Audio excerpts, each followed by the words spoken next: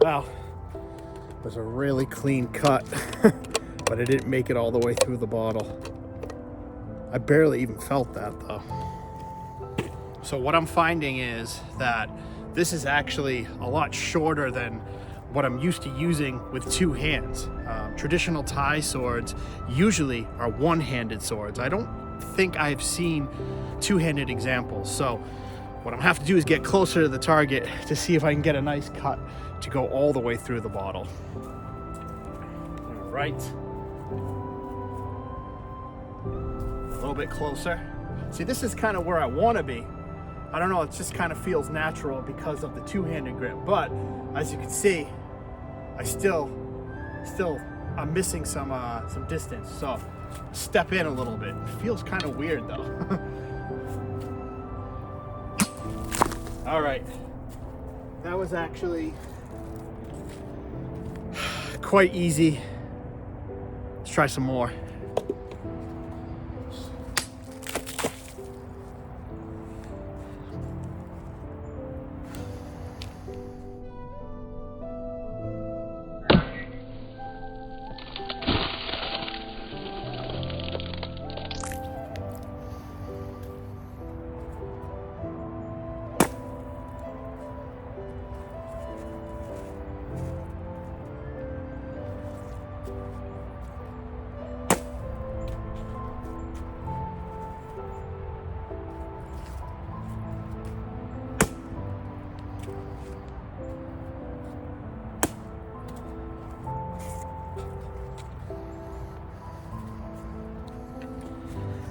So, as it does essentially have a machete blade, or it is a machete blade, let's see how it does sort of hacking through some branches. This is a pretty thick piece of, I don't know, maybe maple or oak or something like that. It's definitely a hardwood. Let's check it out.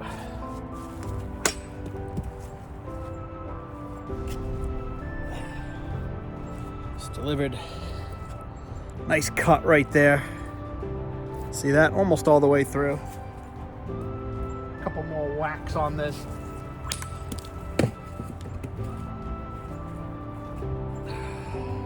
That one got through and then broke, but you can see it did pass through almost all the way before it broke.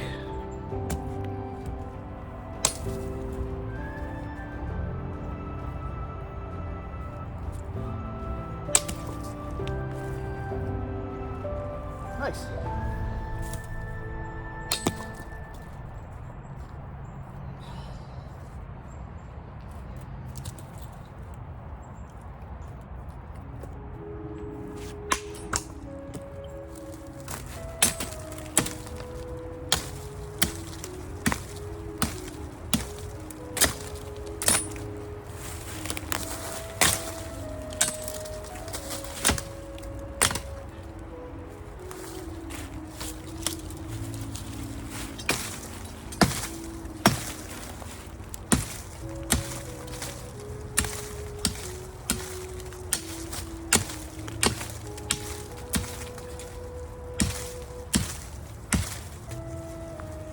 Machetes are not axes, by the way.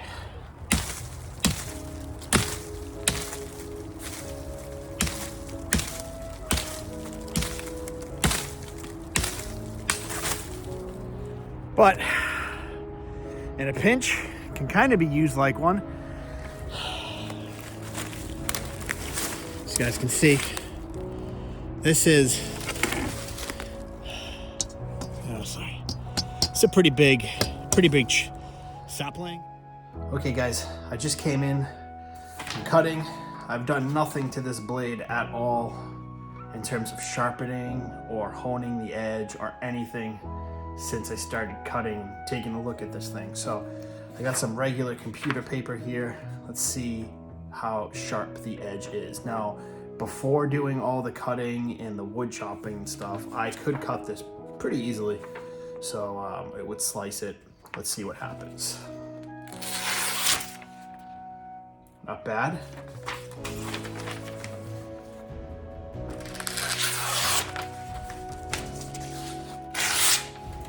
Well, I would say that considering all of the stuff that I have done with this, that's still pretty sharp. There's a little bit of resistance in tearing, but overall, I mean, that's pretty damn good.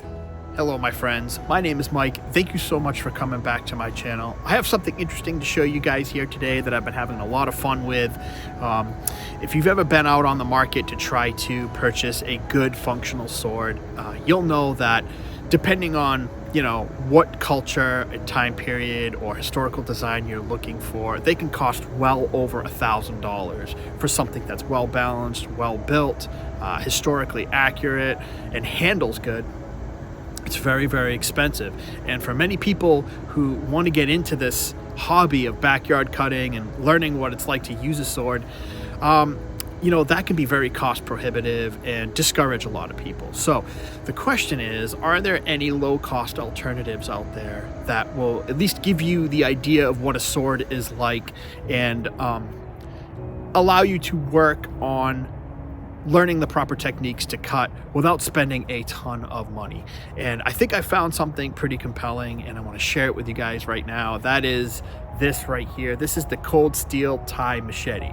That's right, machete. It's technically not a sword by definition. It does have a machete style blade. However, I do think that this offers pretty compelling features and can be a very good tool for learning how to cut. And also for people who do know how to cut or at least have some experience with it, this is also just a very cool item. What actually is this based on? Well, this is an interpretation by Cold Steel of a tie sword, commonly known as a da or a dab, as I've seen it spelt before, D-A-A-B. And it's a type of one-handed, light, agile sword that you would find in Southeast Asia. So the countries of Myanmar, Thailand, Vietnam, Laos, and Cambodia. So down in that area of the world, historical examples are known to be really, really cut-centric swords that are very sharp and nimble and light, using materials like wood for the grips and some metal fittings, as well as a long or fairly long, narrow, thin blade that is very, very sharp. Now, as you can see here, this does bear the profile of one of those, and obviously it's a very loose interpretation of that design because Cold Steel has added this sort of tactical treatment on this, which is something that they love to do, which is fun. You may not be into that kind of stuff, but me liking swords and all kinds of edged weapons, I think it is interesting and cool at the same time.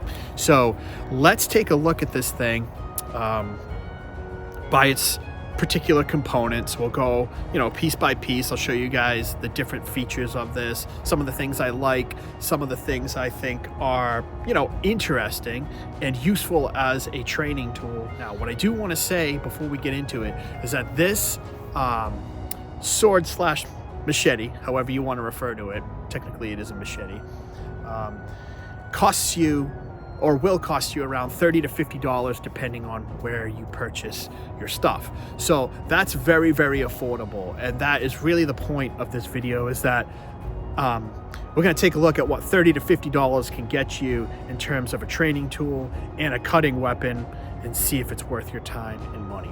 All right, let's take a look at the components and get into it.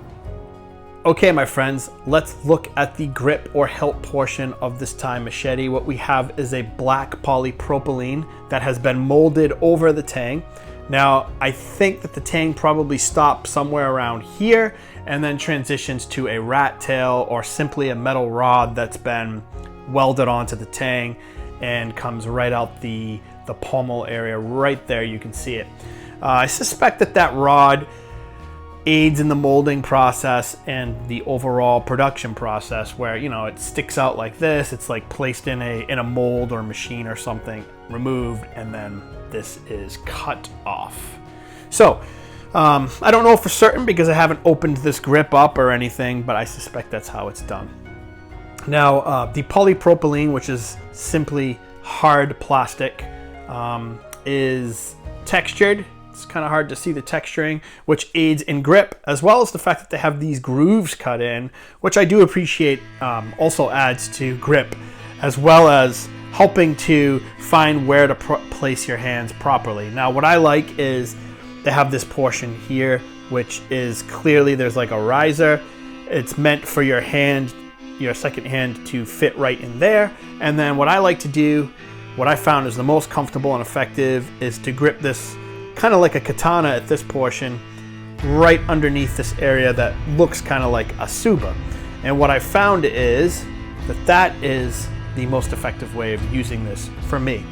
Now, this is kind of like a tsuba. It acts as a hand guard to prevent your hand from sliding up the blade. It's not really there for protection from your opponents. However, I suppose it would provide some protection. But it acts a lot like a tsuba in that regard. Now, historical examples have shown that this piece here also is functional in locking into a scabbard. What happens is it fits over a lip in the scabbard and then acts as sort of a retention method. That's not employed here with this example, but it is cool that they've incorporated many of the features or design characteristics of an original Da with this grip. Now, obviously they've taken a lot of liberties, but I actually do like it. It's very nice, and what I do appreciate about this, and this is something that I think is great for this, for being a training tool, is it's cylindrical, but it does have that flattened portion. So it kind of forces you, if you're trying to use this, to learn what it's like to index properly, or to at least pay a little bit more attention to it, because it's easy to get it wrong with this because of the cylindrical shape, but it also does have those guides that allow you to figure out where the proper indexing is. So if you're learning how to cut and deliver cuts with good edge alignment, I actually think that this, in terms of length and shape, acts as a pretty good training tool for people who are learning. So that was something that I wanted to mention. So moving on to the blade. Hey, what's going on, guys? Real quick, this is just a side note. While I was editing the video, I realized that I had left out this very crucial piece of information, so I want to get it in there. Now, when you see me using this in the video, you will see that I am using it with two hands, and I am gripping it a lot like I would attempt to grip a katana or a two-handed sword. That is actually not the correct way to use this type of weapon, or at least the type of weapon that this is attempting to replicate, which is a Thai sword.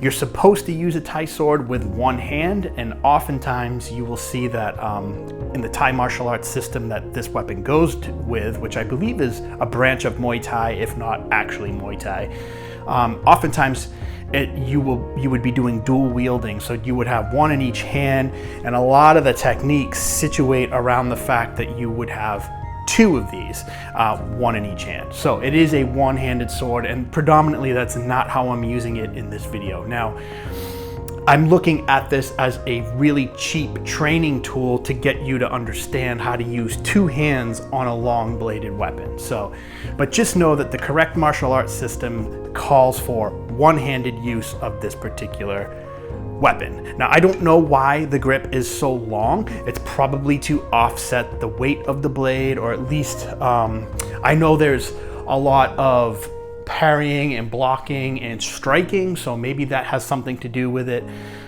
in the particular martial arts system that this is used. I'm not really sure, but I do want you to know that I am not wielding this the correct way for the martial arts system that goes with this. The other point I wanted to make is the cylindrical grip. After doing a little bit more research and actually watching and learning a little bit about Thai martial arts and how this weapon is used, what you will notice, and I'm going to put a link down in the description below where you can see some Thai martial arts practitioners using this weapon. A lot of their techniques use this very flowing sort of rotating strikes constantly, and the sword is constantly in motion in sort of this rotational, in a lot of rotational arcs.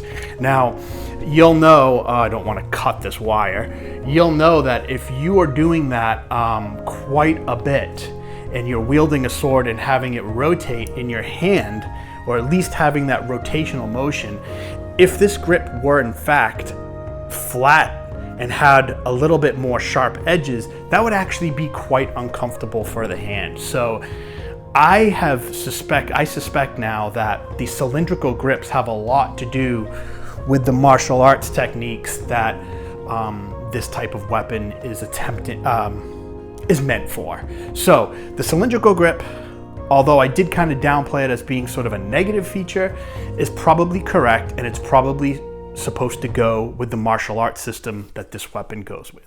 Okay, that's it. What we have here is a machete style blade. Now, what differentiates a machete blade from a sword blade? And that's a very interesting question. I actually had a little bit of a hard time trying to define this, but from what I can see here, it has a lot to do with how the blade is formed and constructed, and how it's shaped. What we have here is basically a single piece of sheet steel that has been hardened and heat treated, and it has been stamped out to this particular blade shape and profile.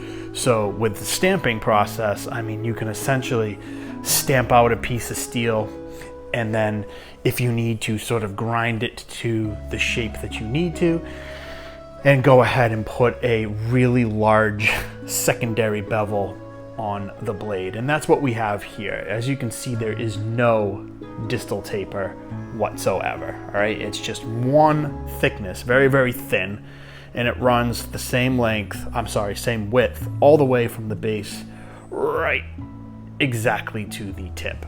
So there's not a lot of complex geometry here at all. In fact, it is extremely simple. And this is something that you would find on garden implements and tools that are made for, cutting vegetation and not necessarily combat, right? There really doesn't need to be any type of robustness, or I should say complex edge geometry and profiling that allows for good handling and strength going up against either flesh or hard targets or anything of that nature. This is made to cut through vegetation, and it does extremely well. Now, as we know, unfortunately, in the modern day, there are, groups of people within the world that use these as weapons, and they are highly effective and devastating against unarmored people.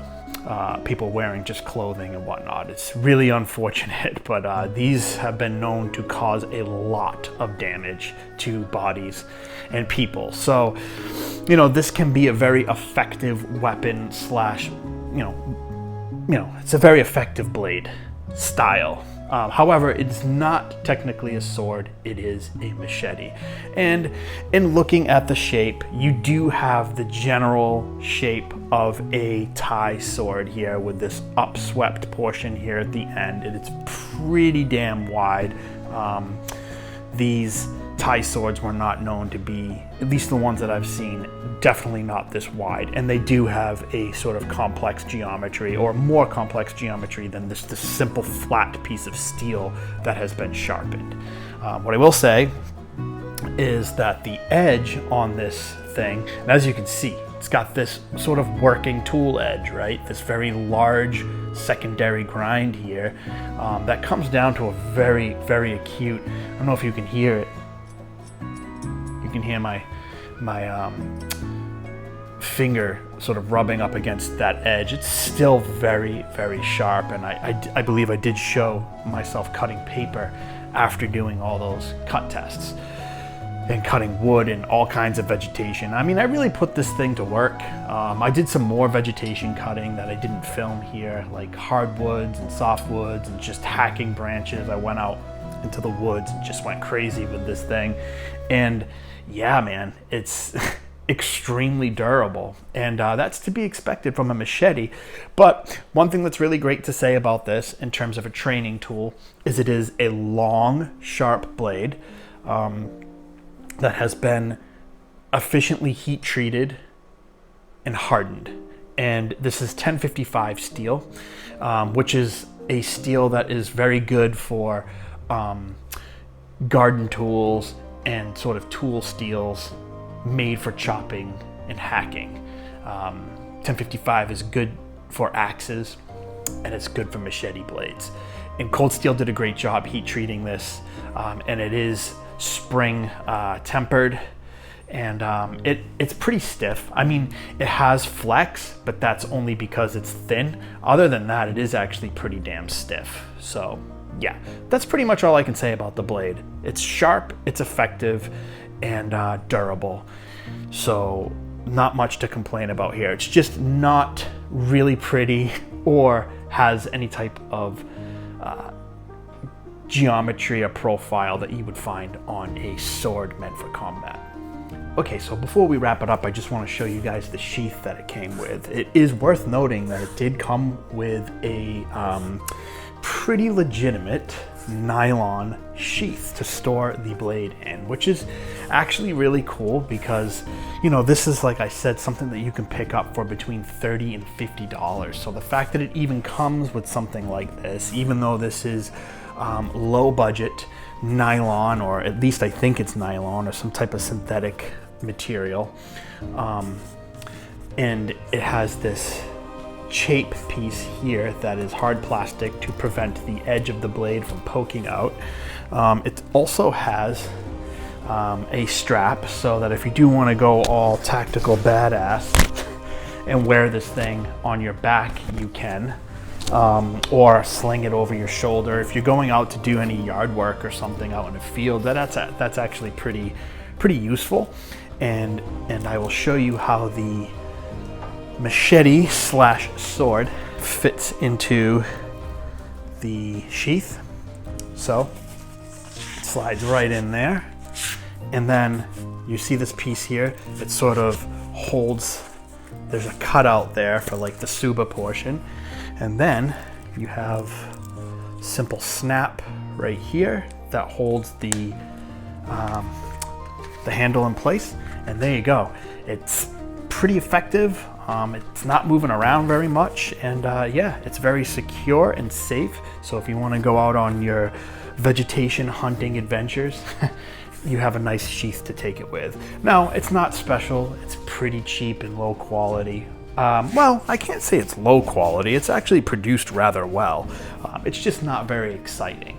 And for the purposes of this particular item, you know, I fully expected something like this in this price range to just come with those little edge protector, like plastic pieces that you just clip on over the edge to protect the edge and your hands and stuff from getting cut when handling it and transporting it. But no, it actually came with a nice full black tactical style sheath. So that's actually appreciated.